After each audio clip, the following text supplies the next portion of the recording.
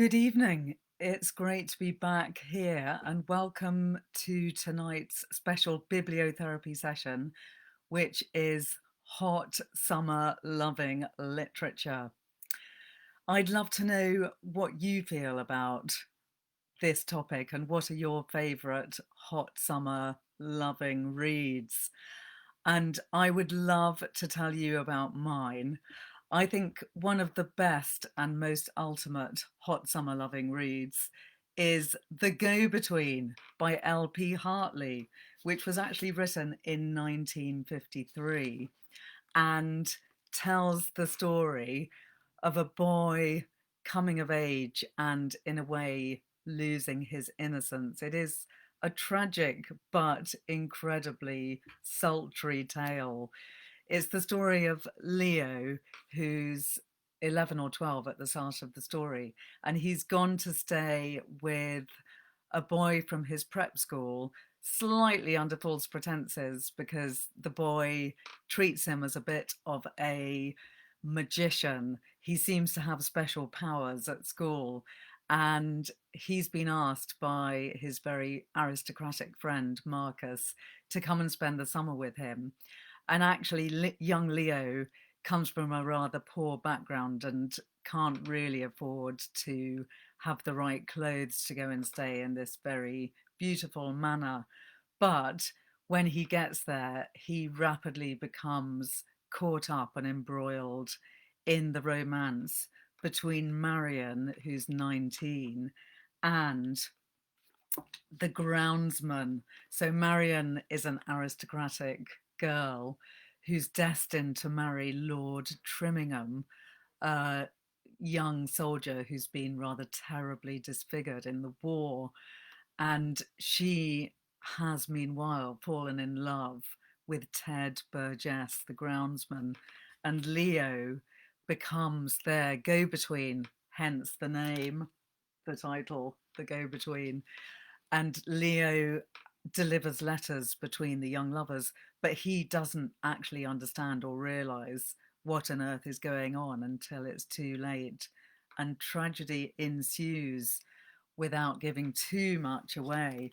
But one of the reasons that I love this book and why I feel that it's such a hot, sizzling, brilliant novel is because it's all set in a heat wave. It's set in the year 1901, and the heat ratchets up through every chapter. It gets hotter and hotter. And Leo describes the heat, and it seems to effect a kind of transformation in his mind and brain and soul and body, which is something that very frequently happens in the hot summer loving books that I'm going to be talking to you about tonight. There's another that I just want to mention quickly, which is Maggie O'Farrell's Instructions for a Heat Wave, which is another excellent book set during a heat wave when the heat has an alchemical effect on the characters in the book. And that's what happens in The Go-Between too. So I'm going to read you a couple of little passages from The Go-Between to give you a good flavour of the prose. To my mind's eye, my buried memories of Brandon Hall are like effects of chiaroscuro, patches of light and dark. It is only with an effort that I can see them in terms of colour. There are things I know, though I don't know how I know them, and things that I remember. Certain things are established in my mind as facts, but no picture attaches to them. On the other hand, there are pictures unverified by any fact which recur obsessively, like the landscape of a dream. This novel, The Go-Between, is very dreamlike in the way that it's written.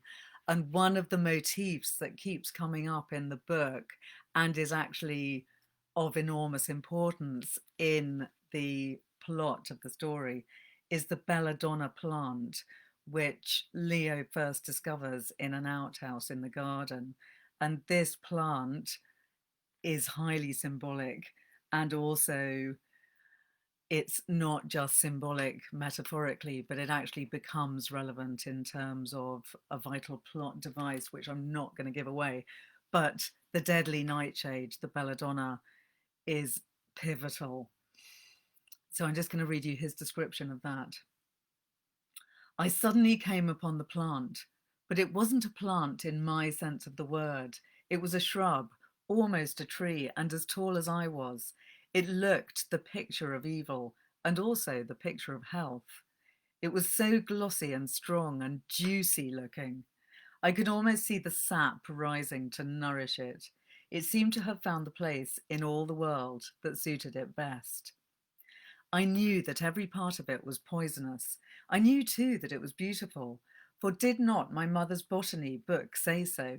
I stood on the threshold, not daring to go in, staring at the button bright berries and the dull, purplish, hairy, bell-shaped flowers reaching out towards me. I felt that the plant could poison me, even if I didn't touch it, and that if I didn't eat it, it would eat me. It looked so hungry, in spite of all the nourishment it was getting. And if I had been caught out looking at something I wasn't meant to see, I tiptoed away, wondering whether Mrs. Maudsley would think me interfering if I told her about it. But I didn't tell her. I couldn't bear to think of those lusty limbs withering on a rubbish heap or crackling in a fire, all that beauty being destroyed. Besides, I wanted to look at it again. A trooper, belladonna.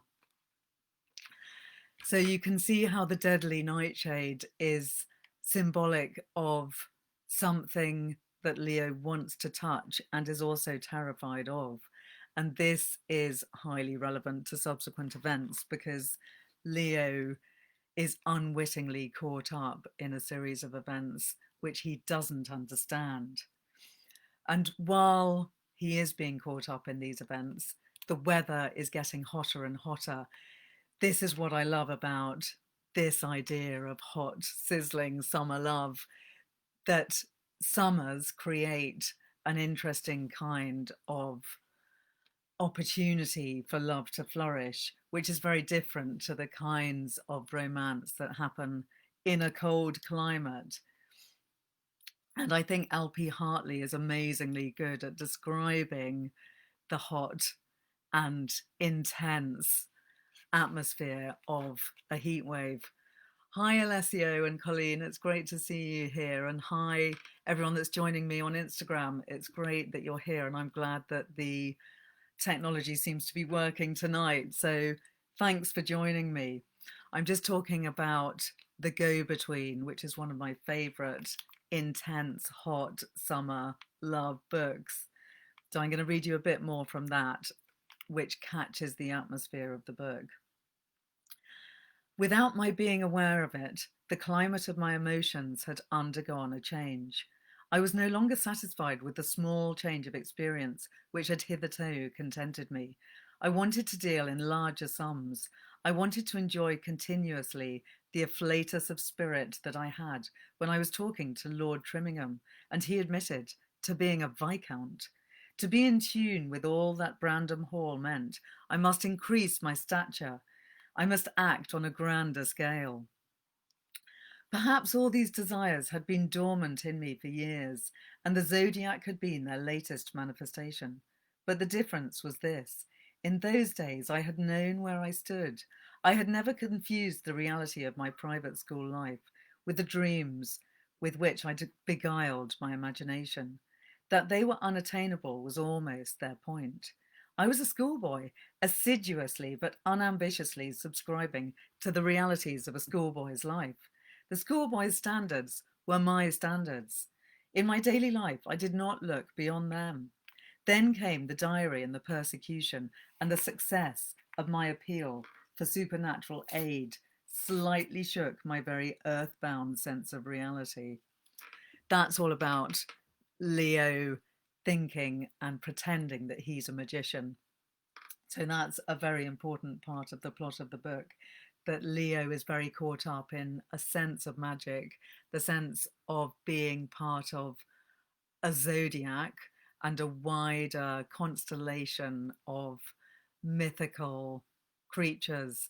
He likens the characters around him to key members of the zodiac. The heat was a medium which made this change of outlook possible. As a liberating power with its own laws, it was outside my experience. In the heat, the commonest objects changed their nature. Walls, trees, the very ground one trod on, instead of being cool, were warm to the touch. And the sense of touch is the most transfiguring of all the senses. Many things to eat and drink, which one had enjoyed because they were hot, one now shunned for the same reason. Unless restrained by ice, the butter melted. Besides altering or intensifying all smells, the heat had a smell of its own, a garden smell, I called it to myself, compounded of the scents of many flowers and odours loosed from the earth, but with something peculiar to itself which defied analysis. Sounds were fewer and seemed to come from far away, as if nature grudged the effort. In the heat, the senses, the mind, the heart, the body, all told a different tale. One felt another person. One was another person. I think this is the wonderful thing about The Go-Between. It's a book in which the heat actually does transform the people who are the characters in the book. They literally become different people. If it wasn't for the heat wave, Leo would not have become the go-between that he inevitably becomes in this novel. And he would not have taken the messages between Marion and the groundsman, which would have meant that they may never have had their passionate affair, and that passionate affair would not have ended in tragedy, not to give it away too violently. There's another little passage I'll read and then I'll do some more talking and less reading. All this the sun had done, and it had done something to me too. It had changed the colour of my thoughts. I no longer felt the bitter shame for Marion that I had felt in the shadow of the trees. Whether I realised the helplessness of nature to contend with nature, I didn't know, but my heart, which could not bear to feel unkindly towards her, softened the strictures that my mind was heaping on her, so that the act of spooning, which is an old-fashioned phrase for making love, which people don't use anymore, but it is a lovely phrase, when associated with her, no longer seemed the most damaging activity that a human being could engage in. But it did not help me to find a new attitude. I was too honest with myself to say, spooning is all right because she does it, or other people mustn't spoon, but she can. After all, she had to have someone to spoon with, and what was right for her, and so on. So that's The Go-Between. I would say that that's one of the most epic and sizzling books about summer love, which is a really great read, and it's an excellent read to read aloud with a friend or lover. It's actually one of those books that has a cliffhanger at the end of every chapter. It's a very easy read, but it's also very pacey and takes you on to the next stage of the book very quickly. And all in all, it's one of the most romantic books I've ever read, although it is also sad. Welcome to people that are joining me now, and cheers. I'm trying to channel vibes of hot, sizzling summer heat waves. And the books that I'm talking about tonight are all books that take place during intense heat. So I've just been talking about The Go-Between by L.P. Hartley, and I'd now love to tell you about First Love by Ivan Turgenev. So I'm starting back in the past tonight and moving slowly towards the 21st century. L.P. Hartley's book was written in 1953 and set in 1901. First Love was written in 1860, and the story takes place around 1830, and we're in Russia in a heat wave. Now, this is a story about a 16-year-old boy who has his incredibly intense first love, which is for a young woman who's probably in her early 20s. And it's a very short book. It's only around 100 pages. It's more of a novella than a novel, but it's one which packs an amazing amount of emotion and intensity into it, rather like The Go-Between, but in a way it's a much simpler story. The reason I love it, and the reason that it's still a fantastic read now in the 21st century, is that it captures that feeling of incredible ebullience and joy in first love. And it's as much about the idea of love as the reality of love. I'll read you a couple of passages to give you a sense of it. This is from the very beginning of the book, when the boy, the hero of the story, who's 16, has just met the woman that he's falling in love with. "What's the matter?" my father asked me all at once. "Have you killed a rook?" I was on the point of telling him all about it, but I checked myself and merely smiled to myself. As I was going to bed, I rotated, I don't know why, 3 times on one leg, pomaded my hair, got into bed, and slept like a top all night. Before morning, I woke up for an instant, raised my head, looked around me in ecstasy, and fell asleep again. I love the way the boy is pirouetting in joy. He's only just glimpsed this woman who's a princess that he's going to be obsessed with for this entire summer. But he's so ecstatic with the idea of love and with the joy of possibilities that he's pirouetting. And I also love the way his father asks him, "Have you killed a rook?" As if that would be why he would be so ecstatic. So it has a real mixture of boyishness and the sense of coming of age, which is what makes it such a magical book. Here's a little bit more that gives you a bit more of the sense of the falling in love madness. Suddenly I heard a voice. I looked across the fence and was thunderstruck. I was confronted with a curious spectacle. A few paces from me on the grass, between the green raspberry bushes, stood a tall, slender girl in a striped pink dress, with a white kerchief on her head, obviously looking very like me. Four young women were close, sorry, 4 young men were close around her, and she was slapping them by turns on the forehead with those small grey flowers, the name of which I don't know, though they are well known to children. The flowers form little bags and burst open with a pop whenever you strike them against anything hard.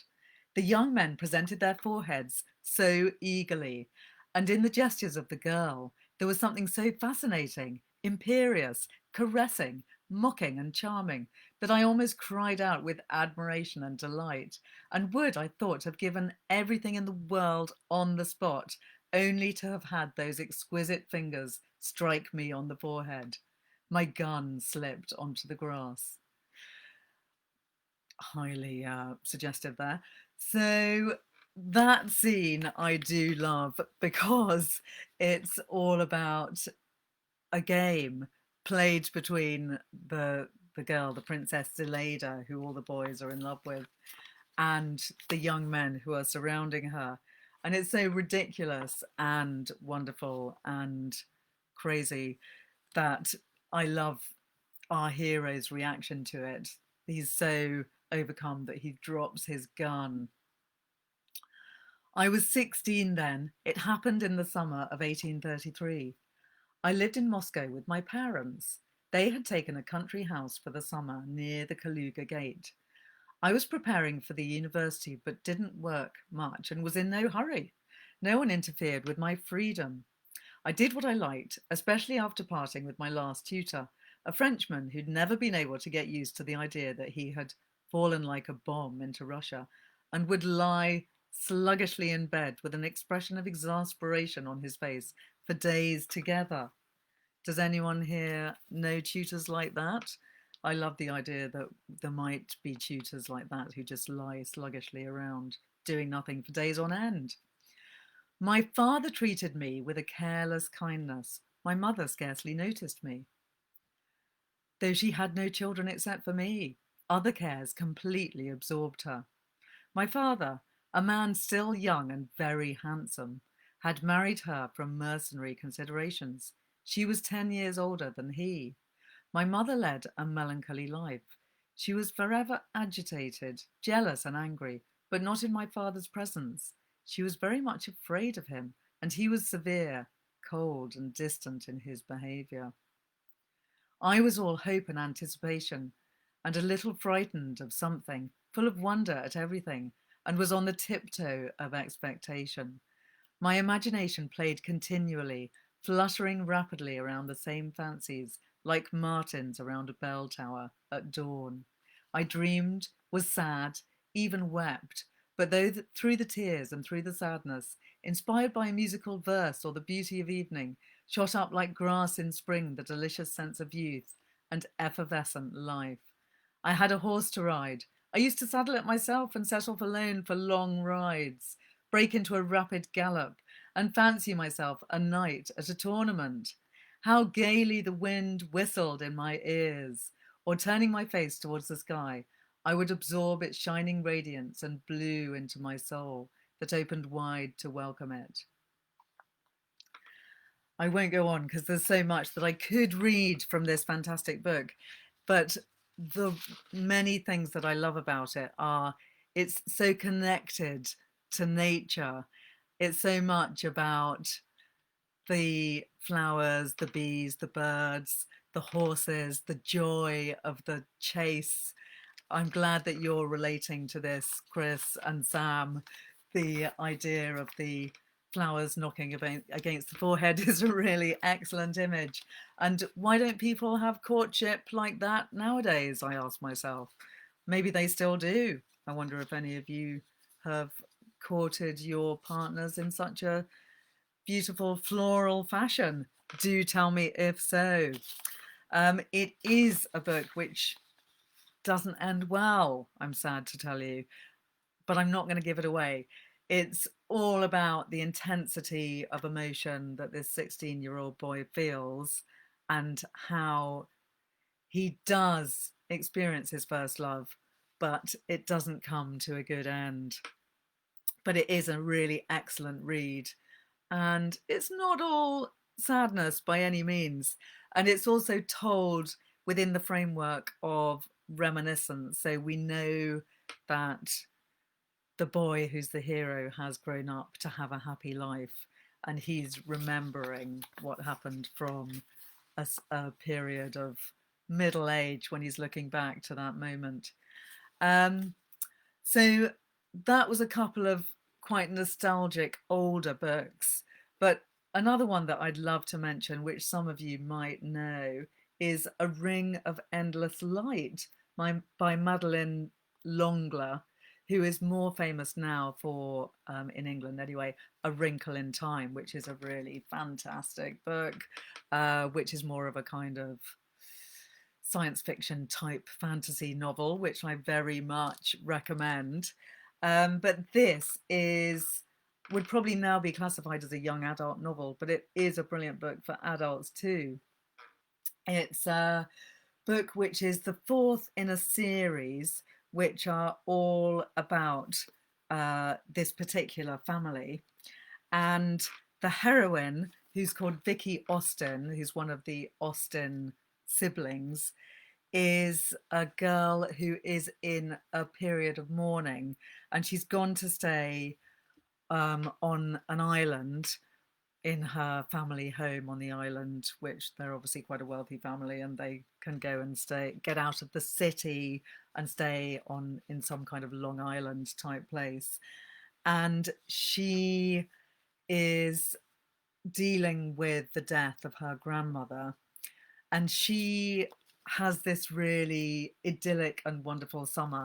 It's not the best front cover. It's slightly off-putting, I have to say, a bit old-fashioned, but it is a really magical book, which many of my bibliotherapy clients have read and loved, because it's very subtly and complicatedly about falling in love in your late teens. So Vicky has come to stay on this island, and she meets three different boys who she fancies in different ways. One of them is a childhood friend who she's known since she was quite young and thinks is a bit of a dork, but she meets him again and begins to see the more positive aspects of him now that he's a bit older. Another one, Zachary Gray, has just lost his mother and he's feeling bereft and needs company. And then there's also Adam, who is a young scientist obsessed with dolphins. So, what could be better than a hot summer book with dolphins and teenage love? It's a really great story. And it's really quite complicated because Vicky has to go through these different um, approaches from boys, and she has to deal with her own emotions because she's feeling sad. There's quite a lot of death in the background of the book, so it's actually quite a serious book, even though it is a book about summer love. And Vicky effectively has to choose between the three suitors, a book device which we've seen in many stories. It's a bit of a Shakespearean trope, having to choose between the three lovers. It's also Thomas Hardy, Far from the Madding Crowd, one of my favourite books, which actually is also quite a good summer loving book too, with three suitors. But this one, Vicky has the three suitors, and will she choose the young friend who she's known since she was only 12? Will she choose the sort of hot, glamorous boy who can fly an aeroplane and takes her up in the sky, but actually is a bit of a risky kind of boy? Or the young scientist with the dolphins? And Vicky actually discovers she has an affinity with the dolphins too. So you can probably see where the story might be going.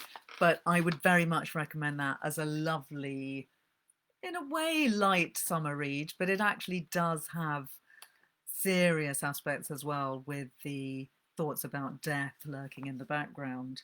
So that's a great hot summer read. Then I would love to talk to you about a more recent sizzling summer read, which is A Theatre for Dreamers by Polly Sampson, which is a really great book, still only available in hardback at the moment because it's only just come out, which is set on the Greek island of Hydra, which is a real island where Leonard Cohen genuinely did go and spent a lot of time on this island with his ultimate muse, Marianne. And this is a really fascinating book which takes a true story but retells or invents a new fictional way of looking at the love story between Leonard Cohen and Marianne. It's a really fabulous hot summer sizzling read because it's all set on this beautiful Greek island, which is clearly idyllic. And I suspect that after reading this book, a lot of people are going to want to go to the island Hydra. I'll just read you a couple of descriptions of the island, which will immediately make you want to travel there. The port of Hydra sweeps into view suddenly, dramatically, like a curtain has been raised between mountains. The symmetry of stone walls and mansions imposes a perfect horseshoe around the water, where tiers of white houses rise like the seats of an amphitheatre. It's a magic trick from barren rock, a theatre for dreamers. The stage is lit by sun and sea, and I'm gripping the rail on deck. And Jimmy's got me by the waist as though he thinks I might leap as the port and its toy town come at us out of the blue. I look from the mountains to the ziggurats of houses and back to the colourful boats in the harbour, and for the first time since we left London, I'm happy. I imagine myself unfolding against the island's backdrop of green, smudged hills, finding my way among the terraces and clustered pine. There's salt spray on my face and my mum's words in my ears. If I had wings, I'd be soaring. Spice-coloured rocks, scrub, brush, acid yellow, herb, pitched orange roofs and salt white houses that rise to the gods, all eyes to the port. That gives you a little bit of the flavour of the lovely writing of this book, which is one of the most enjoyable, fabulous, evocative and romantic hot summer books that I've ever read. And Chris, I completely agree. I want to be in Hydra right now. Why aren't we all in Greece? I ask myself. There's another lovely description, which I'm going to share with you. I stretch my eyes across the gulf towards the mountains of Trozen. Beauty rises up to greet me. The sea lies waiting. The port promises drama. The rocks clang with bells from the island's many churches. I stand at the top of the steps and drink it all in. The hills flame with yellow flowers. The mountains are tipped with rose gold. Every whitewashed wall shines crystalline with quartz. Leafy vines drape the white tunnel of steps. An arched door is garlanded by ripening apricots. Wildflowers sprout from cracks in every tumble-down wall and ruin. A woman shakes a rug from a doorway, and even the dust glitters. Reading those passages might give you the idea that the whole book is all about beautiful descriptions and gorgeous scenery, and it is absolutely full of that. But it also has a lot of fantastic descriptions of the relationships between the people in the story. So the story is narrated by a young girl, Erica, who is, I think, about 16 or 17 at the start of the book. And she is the one that's experiencing going to Hydra for the first time and meeting Leonard Cohen and all the other people in that community at the time, because it was a place where a lot of artists and writers were hanging out during that period, which apparently isn't the case now, although I think people are beginning to return there in a more bohemian fashion and a less touristy fashion. But it's also very much about the nature of being an artist and being a muse. And that is one of the things that makes it such an interesting and thought-provoking book, because Erica, as a young girl, is thinking about what it must be like to be Marianne, the muse of Leonard Cohen, and all the other people who are around him and the other artists, and how it's still quite a sexist world that they're living in at the time. And that it is told partly through flashbacks, so there's a bit of hindsight and a bit of a far more feminist viewpoint going on. But I would very strongly recommend that book. It's like taking a holiday to read it. Another really excellent hot summer sizzling book, which many of you might know from the book and from the film, is Call Me By Your Name by Andre Aciman. Don't know if I'm pronouncing his surname right, which is a very intense and wonderfully meticulously observed love story between a boy in his late teens and a young man of about 24. And it's set in a holiday home in Italy, where the young boy goes every summer and also at Christmas. And every summer he has to give up his own room to a lodger. And this year, the particular year that the book is set in, he has to give his room up to this young man called Oliver, who's an academic. And they begin a very intense affair. And it's a very wonderfully observed, passionate read, which again I'll give you a little flavour of so that you can have a sense. But it's one of those books that once you start reading, it's pretty much impossible to stop. It's also not very long, so it's a great holiday in itself. Then the day after, we jogged again.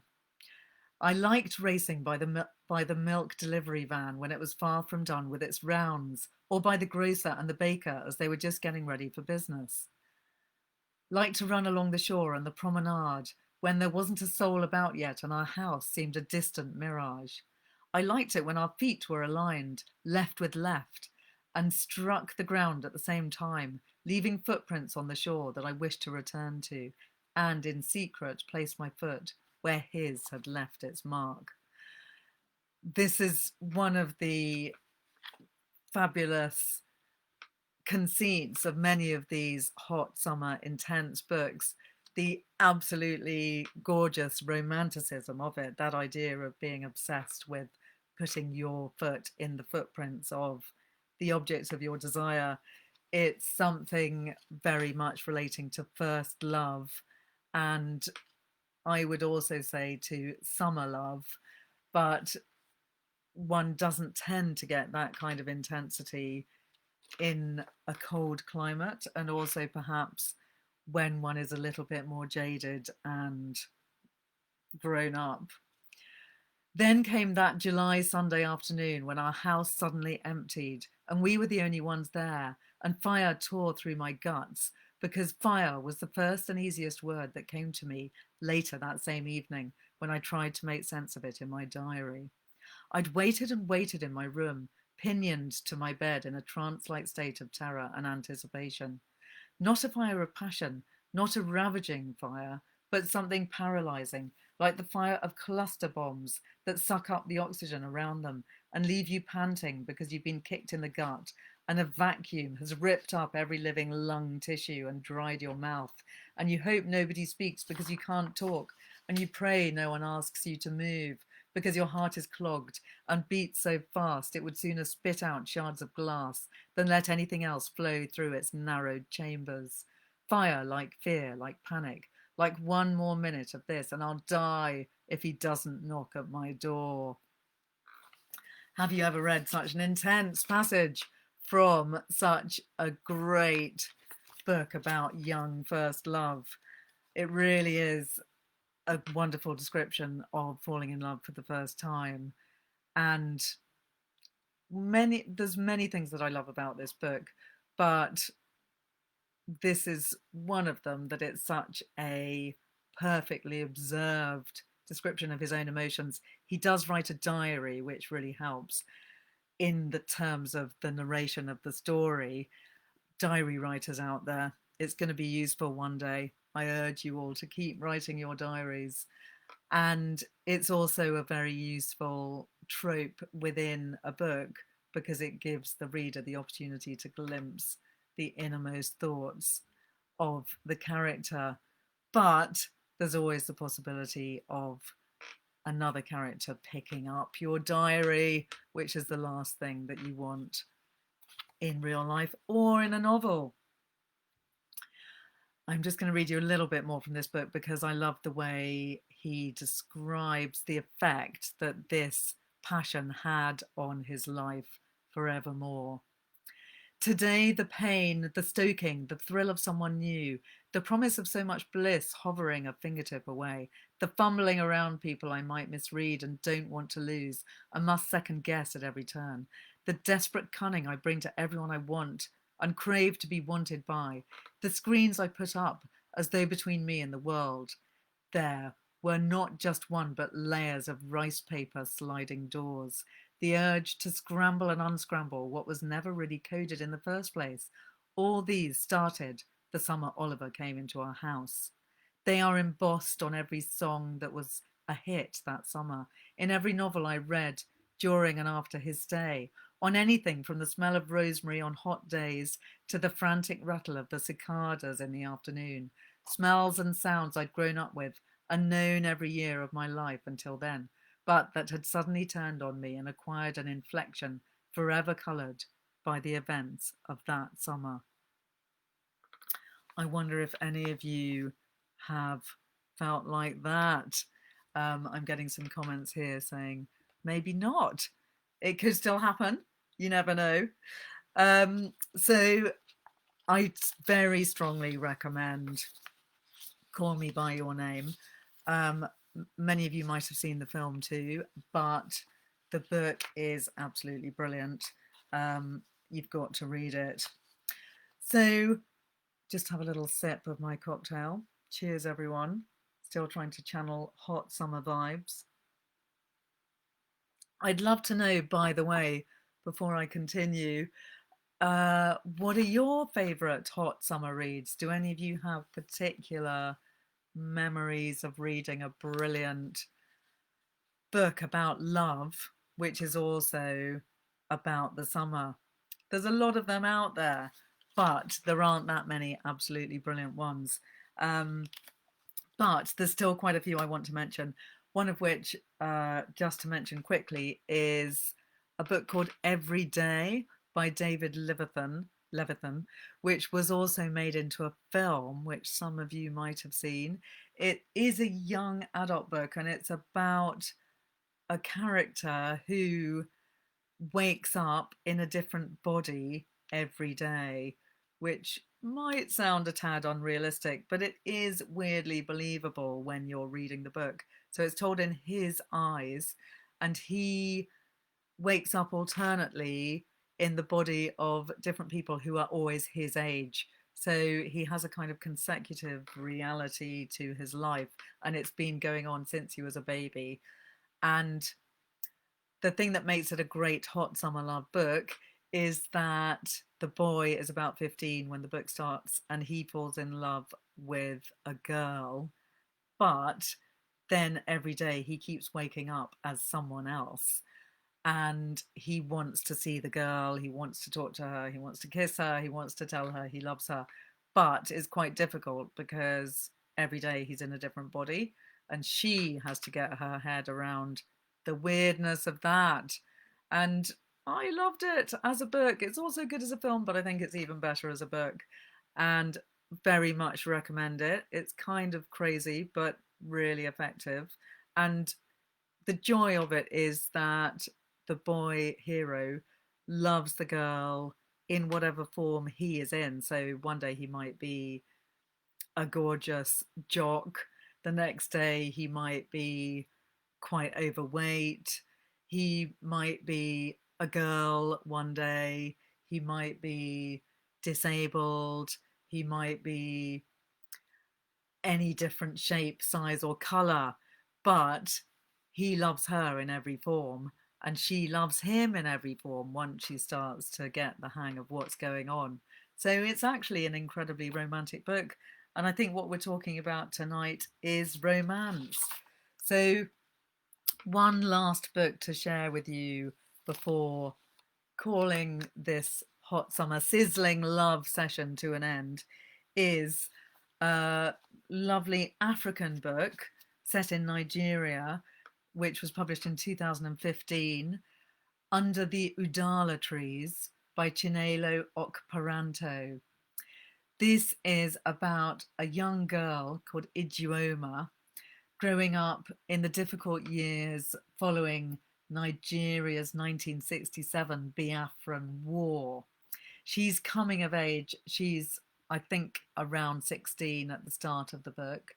And she realizes slowly that she's in love with a girl, which is completely taboo in Nigeria at that time. And it's a really excellent read, which brings forth a lot of big issues relating to living in Nigeria at that time and the taboos about around a same-sex relationship. And I really strongly recommend it. It's written partly in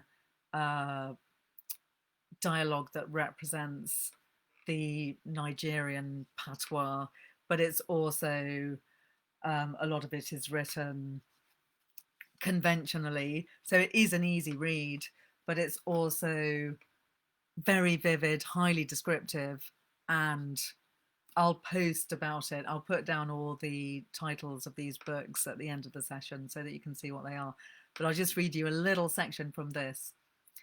The saying goes that wood already touched by fire isn't hard to set alight. We had finished our dinner, some garry and vegetable soup. Then we'd stepped out to the backyard onto the slab of cement at the side of our hovel to take our night baths. By the way, this is the heroine of the story who is living with her girlfriend who hasn't yet become a girlfriend. Near the bucket, on the corner of the cement slab, was a stool that we'd left there from early in the morning. On the stool, the comb we shared, some hairpins, our body cream, and a small mirror. We had just dried ourselves with our towels when Amina lifted the mirror. Our towels were tied around our chests, extending down to our thighs. She leaned so that her face came close to the kerosene lantern. Its rays illuminated her face. She tugged at the loose braids on her head. "Does it look all right?" she asked. I went closer to her, ran my fingers through her braids. Those were the braids that I had plaited for her just that morning. I held her face in the palms of my hands and pretended to inspect her hair. I nodded and smiled. She smiled back. There were the usual sights and sounds. The usual night sounds. Grasshoppers hopping, fireflies buzzing, crickets singing their songs, leaves rustling in the breeze. I ran my hands up and down Amina's braids some more, up and down her arms, and Amina did the same to me. Back in the hovel, our towels fell to the floor. In the near darkness, our hands moved across our bodies. We took in with our fingers the curves of our flesh, the grooves. Our hands, rather than our voices, seemed to do the speaking. Our breaths mingled with the night sounds. Eventually, our lips met. This was the beginning, our bodies being touched by the fire that was each other's flesh. Fire is a word which comes into all of these books repeatedly. It's the fire of love, the fire of passion, and the fire of the hot summer sun. And I would love to know if you also have any fiery books that you would like to tell me about. The Great Gatsby, Chris, that is a good one, which is definitely a hot summer sizzling read, and one that we should all go back to and read again this summer. It's in a way the perfect summer read with parties, glamour, and tragedy. So next week, I will be doing my session on Damien Barr's Literary Salon Facebook page, and it's going to be about gardens in literature. I'm really looking forward to that. It's going to be about the most beautiful and inspiring and wonderful fictional gardens and the dramatic events that happen in those fictional gardens. And there also will be some real gardens that I'll be visiting in my literary discussion next week. So thanks for joining me again tonight. I will put a list of all the books up as a post on the Facebook page tomorrow morning, and I'll see you all again next week. Good night.